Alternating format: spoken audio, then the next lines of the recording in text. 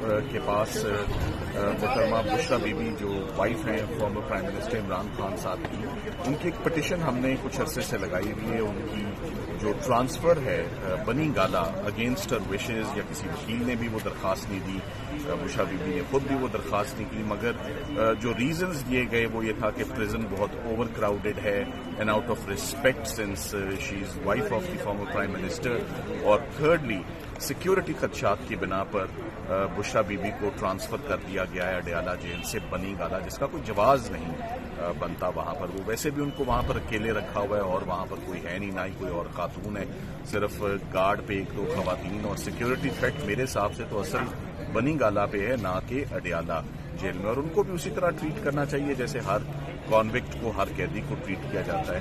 She should not be treated differently.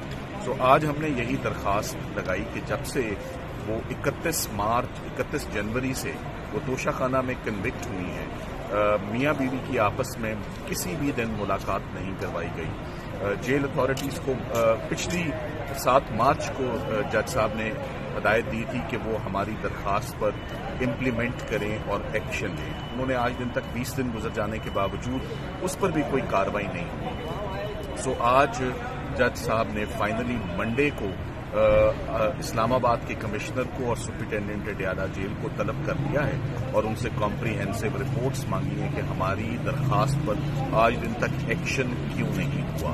So Monday کو اب اس پر باقاعدہ سماعت ہوگی، اور منڈے سے پہلے ہو سکتا ہے کہ جیل سپرنٹینڈنٹ صاحب یہ ملاقات کر بھی دیں، ایک شیڈول ڈیولپ کریں گے۔ دیکھیں، ایک تو رمضان بھی ہے، اسپیشلی یہ رائٹس ہیں۔